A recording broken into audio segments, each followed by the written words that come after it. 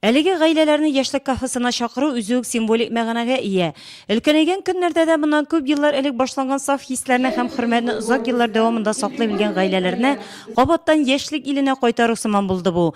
Әлмәт авылында яшәүче Вәли Мәрдән ага һәм Гөлнур ханым Нигъмәтуллиннарның урта гаилә корып яши башлауларына 60 ел.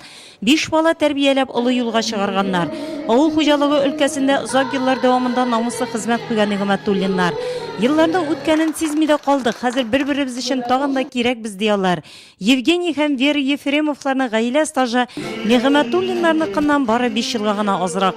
40 елдан артык элеккеге Россия хуҗалыгында агроном булып эшләгән Евгений Александрович һәм Вера Ефремовна өчен туган җир һәм гаилә төшенчәсе бер-берсеннән аерылгысыз. Яратып яшәргә, яратып эшләргә.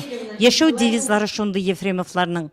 Бер-береңне санга саныйсың, бер-береңгә ышанасың, бер-берең белән киңәшәсең, уңашасың, авырлыкны бергә үткәрәсең, җиңеллекне бергә үткәрәсең. Менә шу бик авыр вакытларда да бөтен җиргә дә чыгып сөйләшеп нитеп булмый бит инде бөтен халыкка да.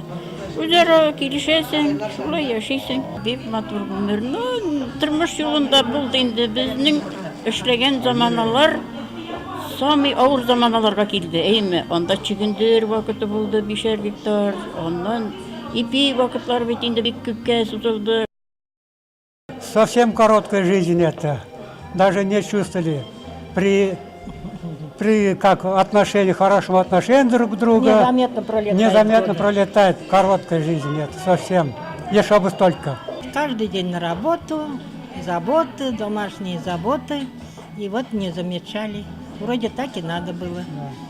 Думали, у всех так. Гаиләсендә бәхетле булган кеше генә бәхетле була ала ди халык. Әлеге кичәдә чын мәгънәсендә яшәүнең асылын аңлаган 32 гаилә чакырылган иде. Иске Әмзә авылыннан килгән Вәсилә Таҗетдин кызы һәм Әкрәм Имам улы Минаповларның гаилә стажы 55 ел. Әкрәм ага гаилә учагын озак еллар дәвамында саклап кала белгәннең сирен тыйнак кына төшендергән арада Вәсилә ханым шигъри юллар аша җиткерә. Бүген дә үзенең язмалары белән Дуслык район газетасы укучыларын сөендереп тора ул. 6 балага гомер биргән Минаповлар. Багалары барысы да дәрәҗәле, әти-әнинең горурлыгы булып яшиләр һәм эшлиләр. Өлкән Минаповлар бүген дә җитез, тормышта актив булулары белән яшьләргә үрнәк булып гомер кичерә. Бер-берин аңлау, тыңлау, сабырлык. Менә шул сабырлык инде, барына да чыдарга кирәк, балалар үстергәндә дә. Теш белә дә бер вакыт. Кайсы вакытта язасыз? Күңел тулганда инде, әйе. Менә яхшы кешеләр күргәндә, шуларны әйтәсе килә. Җиккәсегә җиткерәсе килә. Кортагастан якынрак. Бересе булмый. Шунсыздың васыз. Нужа күрсәң яшьлек күрик, уйнап килеп уза ул дигәннәр яшь вакытта да. Хәзер шул береңә-берең бик кирәк, иртә торып бергә сөйләшеп, нитә балалар янда булса да, шулай. Бергә үлеп булмас инде, бергә яшәргә язсын әле, Ходай күрсен. Иван Ильич һәм Валентина Андреевна Алексашкиннар 50 ел саклап килгән мәхәббәтнең асылын балаларда күрә. 10 баланы үстереп олы юлга чыгарган әлеге гаилә. Оныкларын, оныкчыкларын санарга тотынгач, үзләре дә исәбен югалтты. Бер-берсен бүлдереп сөйләсәләр дә, күзләрендә шатлык, йөзләрендә елмаю балкый өлкәннәрнең. Еллар үтсә дә бер-берсенә карата хөрмәт, ярату хисе югалмаган. Тирлекләребез бик күп булды. 3-4 сыер асрадык. Хәзер өлкәнәйсәк тә хуҗалыгыбыз бик зур. Балаларыбыз, оныкларыбыз кайта булышырга. Бергә җыелып утырабыз да, нинди күңелле, бездән дә бәхетле кеше юк. Без бер-беребездән башка яшәүне күз алдына да китермибез. Какие мы счастливые. Идрис Ислам улы һәм Рауза Сабир кызы Хәмәдвәлиевлар нефтчеләр гаиләсе.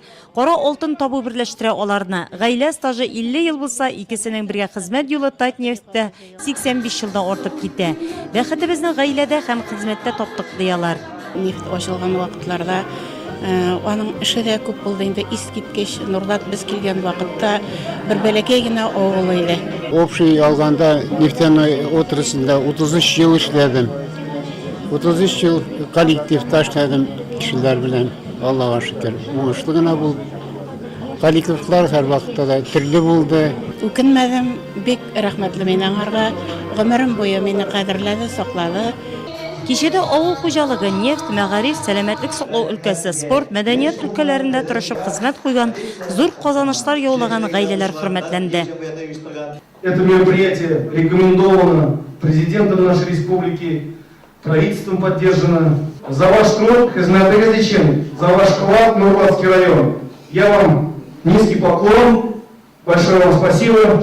Бәйрәмдә Татарстан Республикасы хөкүмәте исеменә котлау сүзләре, кеше иминлеге һәм кулланучыларның хокукларын яклау өлкәсендә күзәтү буенча федераль службаның Татарстан Республикасындагы идарә җитәкчесе Марина Потящина җиткерде.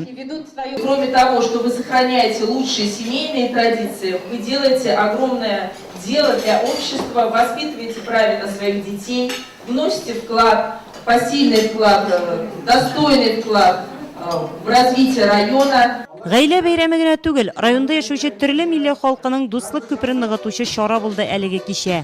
Хезмәтләре, ирешкән уңышлары белән һәркемгә үрнәк булган гаиләләрне олылау, хөрмәтләү булды ул. Өлкәннәр өчен гомерләренең заяга үтмәвенә тагын бер кат инану булса, яңа гына кавышкан Денис һәм Гөлнара Фаминнар гаиләсе өчен бу кичә олы тормыш юлына биргән фатиха сыман иде. Өлкәннәр үз чиратларында бу кичәне оештырганнары өчен җавап сүзе белән дә чыкты. Тантана районыбызның үзешчән сәнгатьтә катнашучылар башкаруында матур җырлар белән үрелеп барды. Шушы мәхәббәт бинага җыелган матур гаиләләр адресына бүген мактау һәм рәхмәт сүзләре шактый әйтелде. 50, 55, 60 һәм аннан да артыграк еллар парканатлы булып яшәүчеләр андый мактау сүзләренә әлбәттә бик лаек. Мондый бәйрәм республикасының туган көне алдыннан билгеләнеп үтелде. Шундый матур, ныклы гаиләләр булганда, дәүләтебездә нык дигән сүз.